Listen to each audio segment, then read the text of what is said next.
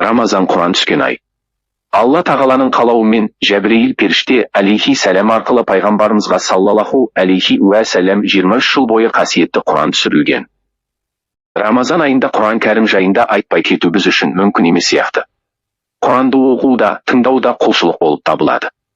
Сөзсіз, әр күні Құран оқу біздің міндетіміз болып табылады. Өйткені Құран оқу біздің сүйікті пайғамбарымыздың саллаллаху алейхи уә сәлем сүннеттерінің бірі.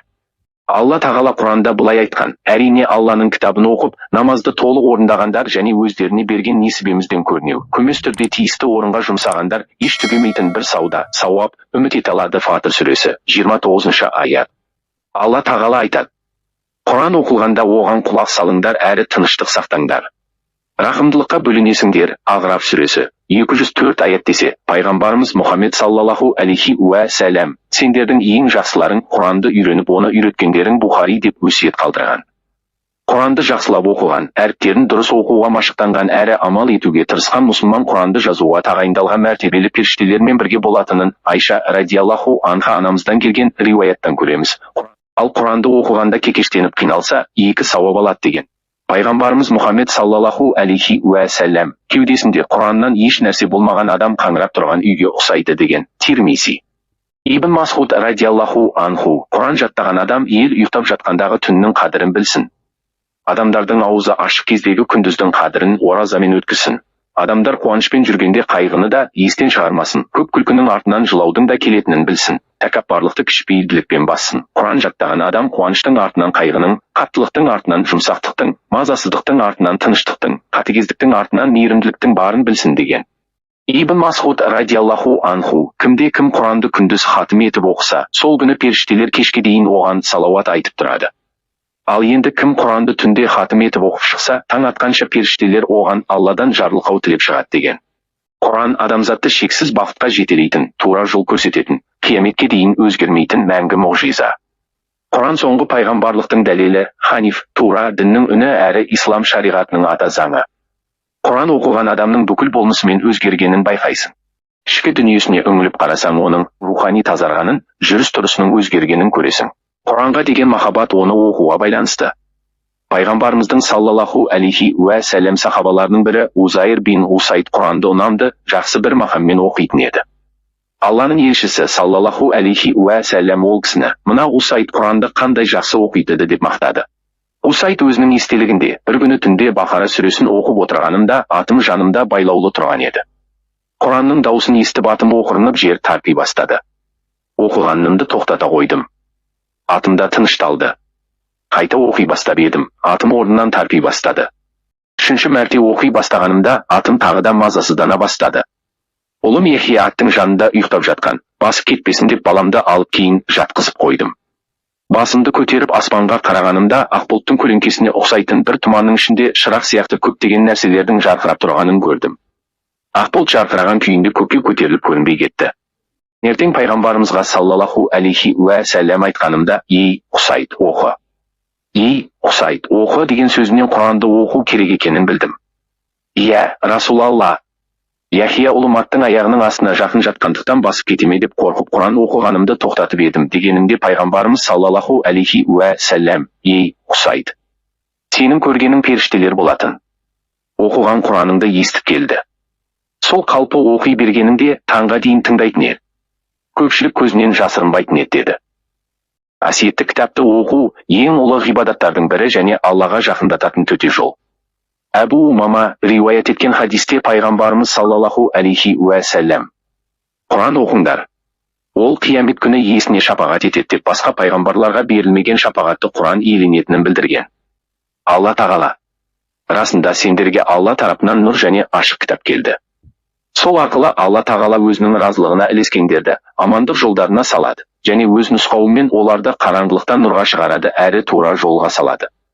Майда сүресі 15-16 аяттар. Пайғамбарымыз саллаллаху алейхи уә сәлем Құран аяттарын көп жаттаған адамның жұмақты дәрежесінің аса жоғары болатындығын Абдулла ибн Амр әл-Ас риуаят еткен хадисте айтқан. Құран иесіне Құран оқып жаттаған адам былай делінеді: оқы және жоғарыла, төрлет, оқы. Дүниеде қалай оқыған болсаң дәл солай оқы. Расында сенің орның ең ақырғы оқылатын аятта. Тирмизи. Құранның бір кереметі сол, адам өміріне керектінің барлығын осы кітаптан табады. Құранда адам атадан бастап келе жатқан адамзат тарихын, олардың әлеуметтік жағдайларын, өз ара қарым-қатынасы мен табиғаттың үйлесімділігі барлығы дерлік қамтылған. Жаратылыстың дүниеге келгенге дейінгі, дүниеге келгеннен кейін оның тұрмыс тіршілігі және ақыретке барғанда оқыған Құран өзіне де, өзгеге де сауабы тоқтаусыз барып тұратын жағдайын суреттеген. Демек, ислам жолымен жүрудің ең дұрыс бағыты Құран сөзіне құрмет көрсету, жаттап алу болып табылады. Пайғамбарымыз саллаллаху алейхи уә сәлем Құранды жаттау, есту, назар салу арқылы үйренуге болатынын айтқан. Құранның қасиеті жөнінде мына бір мысалдың ұлағаты мол. Осы айда қасиетті Құранды оқуды әдетке айналдырудың үлкен мүмкіндігі пайда болды. Алла елшісі саллаллаху алейхи уә сәлем былай айтқан: Құран оқыңдар, асылында қиямет күні оны оқығандарға Құран шапағатшы болады. Құран Алла алдында сіздің отбасыңыздың шапағатшысы. Бүгінгі күн сіздің Құранды ең көп оқыған күніңіз болсын. Ал ертеңгі күннен бастап Құран оқу үшін арнайы бір уақыт бөліңіз. Егер Құранды араб тілінде оқи алмасаңыз, онда өзіңізге ыңғайлы тілдегі Құранның аудармасын оқыңыз. Алла тағала сіздің отбасыңызды өз мейіріміне бөлесін. Сіздің отбасыңыз қасиетті Құранға сай өмір сүретін жандардың қатарынан болсын. Құранда бар мадақ пен шүкіршілік таңдаулы құлына кітапты түсірген, және ол кітапта қандай да бір үйлесімсіз, қайшылықтың орын алуына жол бермеген Аллаға тән Кәһф сүресі бір аят деп айтылғандай, міне бұл нығметтің шүкірін айтып тауыстыру мүмкін емес.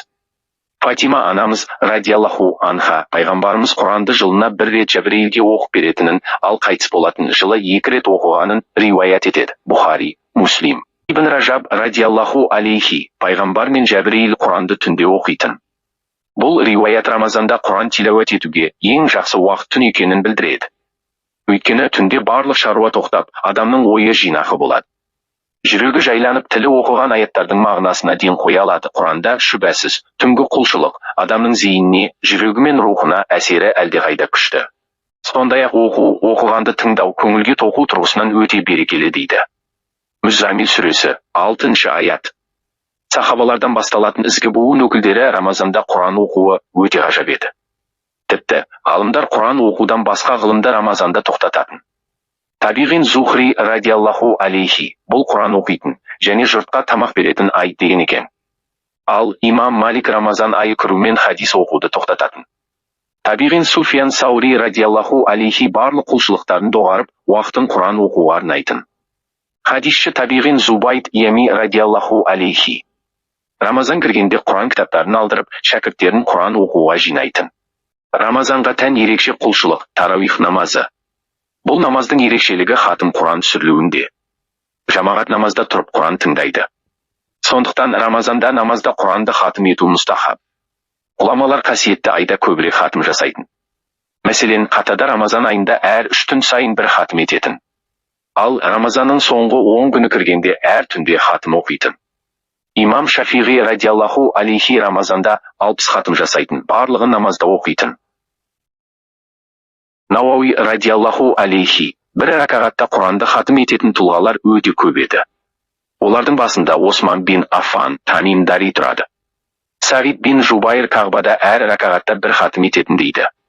Қасым әкесі хадисші Ибн Асакир жайлы былай дейді: әкем 5 уақыт намазын жамағатпен оқуында әрі Құранды тилауат етуінде тұрақты еді. Жұмасына бір рет хатым шығаратын. Ал Рамазанда әр күні бір хатым оқитын. Демек, құтты айда ораза мен Құран біргеді. Міне бұл Рамазанның Құранмен байланысының ғажайып көрінісі. Шынайы мұсылманға осы айда 2 шапағатшы бұйырады. Күндіз тұтқан оразасы, түнде тилауат еткен Құраны ертең шапағатшы болмақ. Ардақты пайғамбарымыз саллаллаху алейхи уә сәлем ораза мен Құран пендеге шапағат етеді. Ораза, уа, Раббым, мен оны күндіз ас суы мен құмарынан тыйдым. Оған шапағат етуіме рұқсат ет дейді. Құран, мен оны түнде ұйқысынан қалдырдым, оған шапағат етейін дейді. Сосын екеуі шапағат етеді деген Ахмет. Демек, Рамазанда мұсылман 2 үлкен құлшылықты атқарады. Қос құлшылықта әжептәуір күш қайрат талап етеді. Күндіз ораза тұтады, ал түнде ұйқысын қиып Құран оқиды. Осы 2 үлкен құлшылықты асқан сабырлықпен орындаса, ертеңгі күні оны қисапсыз сауабы күтіп тұр.